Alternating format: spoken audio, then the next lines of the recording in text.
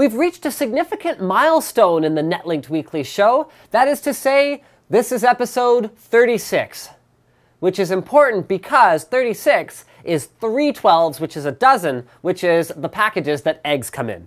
So as always, we're going to have what's hot, awesome deals, and I can't even keep a straight face saying something like that, and tips and news. It starts with the Out of This World sale event. This isn't the first time there's been an Out of This World sale event, but of course, as you all know, if you've seen the pyramids, this is also not the first time aliens have visited. So, as usual, you can click the link to the banner vault in the video description, check out the sale banner in its 1080p glory, which of course makes Tom the artist very happy, and you can look for the hidden Linus somewhere in the picture. Our deals for this week start with the CM Storm Trigger keyboard, which, okay, cherry blue keyboard, got some macro gaming keys, got some, nice build quality. CM Storm keyboards are good stuff, by the way. Oh, did I mention it's $69.99 after a mail-in rebate? What? Did I mention it has a backlight? What? Even at $99, which is the price before the mail-in rebate, this is the best price you can get for a full mechanical, backlit, well-built keyboard. Like, just buy it. Just buy it. Like, Slick was gonna buy one, and he already has like 5 mechanical keyboards, so I don't even know what's up with that. Next thing we've got here is a Seagate Expansion 3 terabyte, 3.5-inch drive for only $125. The flood is over, guys. Hard drive prices have officially reached ridiculous levels again, to the point where there is no good excuse for not doing a proper backup of your data on a regular basis. They're so inexpensive that you can basically buy external hard drives, store them on a shelf like VHS tapes, put labels on them like VHS tapes, and archive your data not like VHS tapes, because hard drives don't degrade like instantly like VHS tapes. So there you have it. Next up, we've got the HP Autofocus 720p webcam for $15.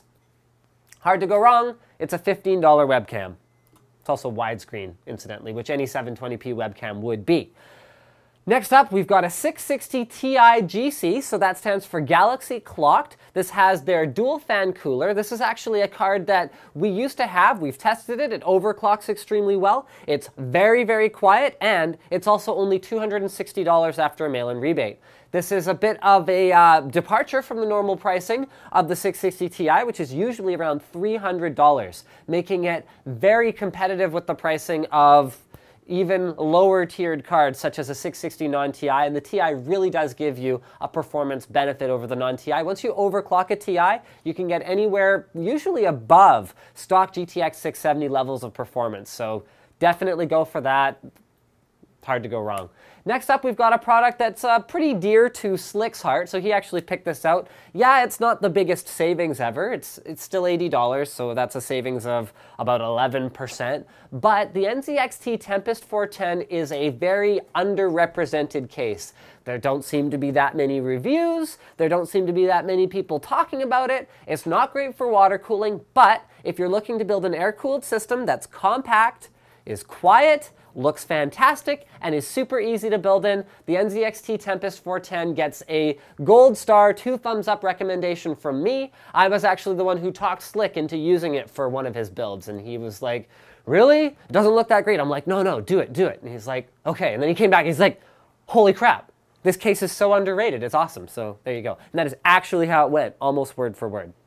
So our NCIX tip of the week is how to post a message on a specific product on the forum. A lot of the time when you post a message on a forum, it can get lost in the mix. So by navigating directly to the product page, going down to the bottom and clicking post a new message when you're on a product page, it'll actually tie your forum thread directly to that product. So people will know right away exactly what you're talking about, and anyone in the future who looks at that product page will have the benefit of seeing the link to your thread under the product itself forever. So it's a great way to add extra information about the product, whether it's like, does this motherboard support this particular DDR3 spec? If someone answers it, everyone forever will get the benefit of that. Our news items this week are pretty interesting. So Far Cry 3 Blood Dragon has been announced, which is a standalone Far Cry 3 branded game that's like a throwback, like 80s style thing. And it sounds bizarre, right?